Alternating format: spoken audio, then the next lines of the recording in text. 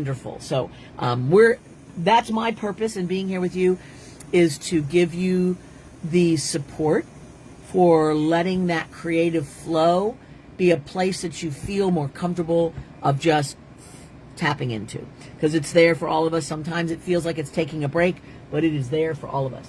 All right, Darlene says, oh, what is this? And Mel says, I think looking at my have done list would make me feel like a failure. I really have lived a pretty boring life, which I'll tell you, Mel, I would never suspect that from you, because you are the little crackerjack over there, and it always is interesting and amazing to me to see how you look at things, because they're never the way most people would, and I love that about you. And so I guess, just reframing that is like you would have to have a different list, like weird things I've thought about, or, whatever else it is that you would find that makes your life be very rich and full, whether it's going out and doing things that might be what other people have on their list, but it may be just like things you've thought about or books you've read or, whatever. Everybody's got something that's going on. All right, so let's talk about this. But anyway, I appreciate you, and I don't want anybody to feel bad. If it resonates and you feel like doing it, great. And if not, it's okay too. But I love the idea of sort of taking a little bit of time to think about what's important. I've been in that place now for quite a few months of just trying to figure out, what do I want to be now when I grow up? Because I had what I wanted to be, and that has undergone change for a number of reasons.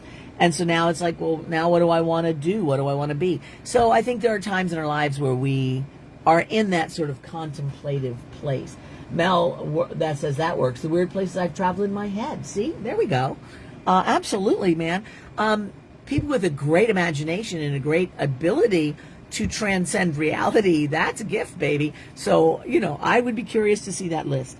All right, so what is this? This is a kind of a throw or an inspiration by sort of that Victorian era cabinet of curiosities, where the world was being explored like never before. People were bringing back botanical samples, animal samples, archaeological samples. Now, I agree that there was problems with that era and the way that those samples were obtained. We're not going to talk about that, but I acknowledge that that was not always done the best way. However, what I want to do is archaeologically excavate your pile of interesting things, and instead of like getting a shadow box or one of those little ones with all the things and putting stuff inside all the little holes, which I love and recommend, what if we created like a little frame and use our glue gun to just create a visual of this? All right, so this is the one that I did. This is my little sample. I don't know, it's just going to live up here, I guess. While we're talking, let's just have it kind of in the way up there so we can sort of see it. I'm going to see if I can set that up so it'll stay put. Mostly, there we go. It's crooked, but it'll be enough. All right, and then what we're going to do is we're going to recreate that. So what I did is I went to my thrift store and just found cheapo little frame, and I'm doing a small one here because I can. And this needs to be cleaned, so I'm not going to worry about it too much right now. Well, maybe I will a little bit, because it's very dusty and gross. So let me just use my wet wipe here and clean this up, because it's a mess. And then we'll just create this little glue gun frame, because we can. So let me get the paper towel, clean this off. And I find that I kind of go to my local thrift stores fairly frequently to look for little small frames, because I love little frames. They amuse me. And this thing is very weird because it's just like such a goofy little frame. The glass doesn't even fit in. And I've got just this interesting paper. Some of you on the Everything Everywhere group got a piece of paper like this in one of your boxes, and I'm just going to chop it. Lynn says, Mel, to be honest, I'm not sure if you're looking at it right. Even though you've done things for yourself, those are things that people would be amazed at. My brother and I were just talking about this, having the confidence to do something yourself, even if it's just stacking wood. That's a great comment, because, I mean, think about like the stuff that you take for granted every day. Some of you bake bread. Some of you, like I know Suzanne, she has all of these baking dishes that she does. I don't do bread. I don't bake, you know, so somebody who can on a regular basis bake things is amazing to me, because that is just not a thing that I do. So I'm amazed at people who are able to do those things for themselves. So yeah, maybe your list is different of like the things that I do that maybe other people don't do. Who knows? But that whole and Lynn, thank you. That was a really great way of looking at that. That whole thing of just thinking about your life and all the little things in it that are great, right? All right, so you can see how much this costs. This was very cheap. So now what I've done is I just stuck a little piece of something in there. And that could be anything. It could be a page out of an old book. It could be a painting that you did. Later on, we're going to do these little painted backgrounds. One of those would be great. That's what I used in this one. This is one of those painted backgrounds. Mel says, this one reminds me of one of those display case tables I have with all sorts of goodies in it. See, yeah. Absolutely. Is the bumpy part around the other frame the technique you showed us last week with the ball tools and powder? It is not, but that's where some of the inspiration came from. So these are like somebody just, you know, with a power tool, I think, did all these little divots, but it definitely inspired me when it was time to create one out of polymer. Good eye there. All right, so now we've just got a little frame, and I've got my little glue gun here warmed up and ready to just do stuff, and then I have a bucket full of things. So this, I just wanted to show you these. I'm going to make, those of you who are in the creative circle, I think have had access to, and everything everywhere, people will probably have it in the archives. But these are old turn of the century cigarette cards. So in cigarette boxes, let's see, some of these were like pipe tobacco, some of them were cigarettes, various things. They would have these little collectible cards in them. And these all come from Australia, because I found a bunch of them in Australia. So some of you have gotten these in some of the different things that I've done, and I've made copies of them so that you can print them out. But I just love these. I mean, isn't that so cool? So I used one of them in the other one, which was really fun. I'm not going to do that again this time, but what I'm going to do is just show you, before we start putting things on here, what I gathered up. These are just a whole bunch. I got a bunch of little teeny tiny shells. I haven't really used those, but in case I needed to fill up small spaces. These are just a whole bunch of things that are visually interesting. All right, so I've got a little piece of a mosaic that I made. I must have been demonstrating what you can do. I like this one. This one might be in there. A button, which I used here, which, by the way, this is, there was space, that empty part of the button, and I just put glue in it, the glue gun glue, jammed a pearl, and then poked it with a needle tool and added powder. So, you know, you just get to muck about. I've got a piece of driftwood. This is a carved horn thing. There's some tiles, which I love, some shells, and just a bean, a weird sea bean that sometimes washes up on shore over here, which is really cool. So I basically just have curiosities, and I'm going to just add some of these curiosities with my glue gun. So the main thing to think about is, like, what do I want as my main ones? What amuses me here, you know, and in which order? So sometimes I will just sort of stack them up to see what do I want to do before I start glue gunning it. Other times I just start going for it. So it's really up to you how you want to do it. I do like this little guy in the corner. Now, glue gun isn't like necessarily the best glue forever on this, but I do find that a lot of these glue guns are very sticky, and they do kind of hold much better than you'd think. So I like that. Okay, so I'm going to stick that in there, and I'll be pulling some of this other stuff out of the way. And then I liked that driftwood right in that area next. Let's see, I think I'm going to get it right up against there. So the idea as I'm putting this is I'm just glue gunning it right on the side, or right on the glass. And then those little stringers, I'll take my tweezers afterwards and sort of pull all that stuff away. That's maintenance for later. And I'm just kind of composing, like Darlene says, a little decorator's curio cabinet. The random of this, Mel says, the randomness of this appeals to me. Like, that first there's a bird in one and then all the seashells. I often tend to think something needs to stick to a specific theme, and my mind seems to be more chaotic than that. I love that you mentioned that, because to me, this is the benefit of this is that, you know, these curiosity cabinets were just truly that. They were all kinds of things that had been gathered from all kinds of places in the world, because the Victorians, they sat at home in their parlors, right, while the explorers wandered off, and then, you know, they took what the explorers found and turned it into something that they had in their world. But that doesn't mean that they went there. It's just a thing that they added to their life because they could. So I'm going to put some glue on this feather and just stick it right there for no reason, because I can. And again, the nice thing about these glue sticks these days is they aren't as permanent as you think. They're kind of relying on surface tension. So if this was to get a lot of bouncing around, it wouldn't stay very well. But if it's just, you know, hung up on the wall, you're going to be okay with it. And then I won't pick apart all of these little bits while we're watching. But, you know, you're not limited to just being inside there. You can do whatever you like. I like this little round bean thing. I also like the edge of it because the edge is cool. But I think I'm just going to put the bean right here for no reason. Okay, bean it up. And as you know, if you've worked with glue guns, you kind of have to get it on there fairly quick. This is a shell that I got in Ireland. And I love these little, it's like a yellow periwinkle. Ugh. Let's stick that guy down here in the corner. Let's see if that works. See if I got enough glue. Nope, not quite. I filled it up, but not all the way. Let's get a little bit more. Okay. I'm picking it up because one thing I'll have to do is go on the back and glue the back thing in a little bit more firmly because it's kind of womply back there.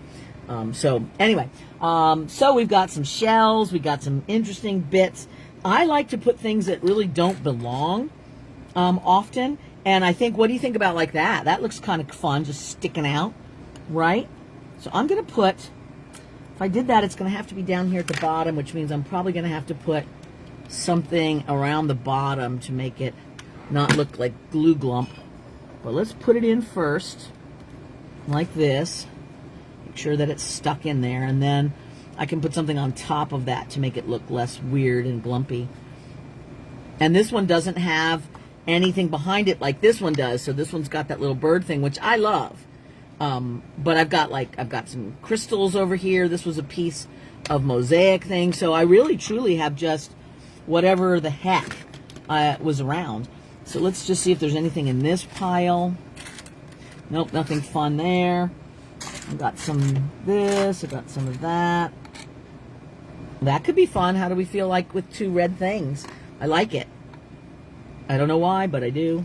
So I'm going to put it on there.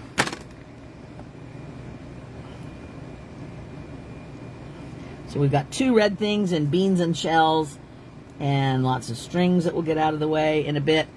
So how do you think? One of the things that I like is leaving some open space. So let me flip this around. Okay, hold on. Woo, hi. Let me hold it up to you so you can see what we've got so far. Okay, so this is kind of neat, huh? So this is that little bone thing and some just various things that amuse me for no reason. And you know what we had the other, which we made this morning. Hi, Ricky. Is like, what if our little guy sat there after I bake him? That little guy could be up there. Remember that little guy we made this morning? He'd be fun in here since he's red. He could just sit up there and be like, yahoo, this is my spot. So I probably will put him on there once this is dry. I'll just have to pick away the weird bits. And that guy might be part of it just for fun. Or you might have like one of those little frozen Charlottes, or a carved face, or you go to the thrift store and you find a little statue, porcelain statue of an animal or whatever, and you break the head off and add it. And get weird with this stuff. Hi, Kat. Hi, Rebecca. And if I missed anybody else, hi to you. Mel says, I have some shadow box frames that I might use to try this. Some stuff inside and some glued overlapping with the frame on the outside like this. I know, right? Isn't it fun to have it not stay within the confines? Now, if that makes you uncomfortable, because some people, that makes them uncomfortable, you should only do what works for you. There isn't, here's the big hint of the universe, guys. Let me just tell you this. There's no rules. I'm just saying, there's no rules. You create the meaning for your life. Now, there are certain things that I think the majority of us would agree with, like being kind is better than not. Creativity is better than destruction. Those are the things that we have all sort of found are people that agree with that with us. But there aren't any rules except for what you decide as an artist. Isn't that exciting? Now, again, I'm not getting into a religion or anything else. I want everyone to know that I support whatever it is you believe is true. But I'm going to say that for me, what I have found is there are a lot less things that we have to do than we think. I do think it's in our best interest to constantly be finding out more about ourselves and expanding the joy and love that we give to each other. That's just my idea, but I don't think that's a rule either. It's a preference. So anyway, for whatever it's worth, just at least bring that into your creativity. There's no rules. If you want to keep it in the box, in the box. If you want to be, wouldn't this be funny if the frame was wide open and nothing was in the frame and everything was off the edge? Just why not? So we could play with anything just to see what happens. So let's see. Darlene says you can make shadow box from the wooden canvases we have used before on the back side. So funny you would mention that, Darlene, because as I was falling asleep last night thinking about the various things we're going to do today, that's one of the things that came into my mind. It's like, ooh, I should flip those little frames around and then use the epoxy to completely create a mosaic from the inside out that then a statue or something lives in, and turn the frame into a mosaic frame backwards like that. Would be fun. So you are on the same ballpark as me. Conyer says burger juice is better than water. I'm so glad you like that. We were having so much fun with that. That was an earlier joke from this morning. You'll have to watch that one. Lynn says I don't have a box. So I just tend not even to look for one. Well, now, Lynn, that it has crossed your path, as in boxes are helpful, guess what you're going to start finding everywhere? There's so many boxes in the world, so many awesome boxes. And so many things can be boxes. For example, I was showing you the other day that we have cacao here, chocolate pods, and they're ripe right now, so I need to buy some more. I forgot to do that. I better write that down before they're not ripe anymore. Cacao! And basically, I cut this one in half, you know, so that I forget I was doing something, and they're fleshy when you cut them open, but then they dry super hard. But like, wouldn't this be fun inside of a big frame? You know, just this cacao thing here and then other things. And obviously, depending on what I did on the inside, this could be a fun little frame of itself with things inside. So I think this goes back to what we've talked about before with the little worlds, is that whenever you are sort of like taking all the stuff that's around and condensing it into something, an arrangement of things that make sense together, it's very interesting. Like this, in its sense, is a little world. This is like the things that were in my pocket today, or stuff that I found washed up on the shore, or whatever it is. It's like it's a little world of things that look pretty together. And for me, because I delight in visual textures and colors and shapes, just having shapes on the wall that every time I look at it, be like, wow, that bean is so cool. I love that little shell. I love that driftwood. You know, just looking at those things makes me happy, you know? So I feel like having these tucked around in your house, every time you walk past them, there's just that little bit of a creative spark, because there's interesting things to see. So, and that, we were talking about lists earlier, for those of you who have gone places and done things, or even as you go in your world, why not start a collection of things that you find in the street? Like, I am going to just look for random pieces of metal and hardware in the street. And when I have enough of them, I will glue them all into a frame, and that will remind me of just walking around in my neighborhood or my city or whatever. I mean, who knows? There's so many things, and this is the essence of creativity. The essence of creativity is play. All right? It's not productivity. It's not feeling like you've created something of value. Those are all nice. But the essence of creativity is that thing we knew as a kid where you just did it because you could, and then you figured out what it was. Like, you started drawing something and they're like, what's that? And then they have to look at it and go, it's a sunfish with 16 legs and has breakfast and it's his birthday. Like, no, it isn't, but it is as soon as you're asked to say what it is. Up till that point, it was just a thing that was being made. So capture that as much as you can. All right, let's see. Mel says, I got some Christmas tins with plastic windows on sale. I took out the plastic, and they are really cool shadow box frames. Yeah, girl, absolutely. I still want to try and grow some seeds. I want to grow some of those seeds, right? I know, like this. What is this? What is that plant? It's a tree of some kind. I don't know.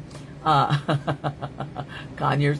It's funny. Round metal cookie tins. Yes, yes, yes. I'm just kind of ripping through that pod. Would make a great boat, wouldn't it? Maybe that's what I'll do with it. I'll turn it into a boat. That's a great idea. Kirkle. Let's see. Lynn says, I got my EE box yesterday and I have been letting my mind run free on the backstory for my little guy. Your boxes always get me charged. Thank you. For those of you who don't know, and you're looking for a way to support me as well as yourself, you may want to sign up for my Everything Everywhere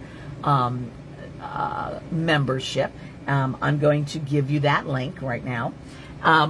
It's a little bit more each month, but every other month you get a box, as Lynn was just mentioning, and you often get little discounts for things and extra little goodies from that time to time. But it is the boxes are fun because I always try to put something interesting in there. Foods that I am always on the search for unusual foods from other places that you maybe haven't sampled before.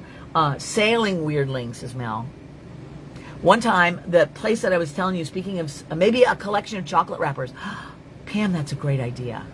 Have that cacao thing and then various interesting chocolate things. I like that idea. The Essence of Mulranny, because Carol Douglas was on a little bit, and I was telling you about that. It's a place where I've taught before. Some of you have gone with me to those things. What was sailing. So the gal who owns the place had somebody there before, and they had made things out of driftwood. So that was a whole course that they were doing.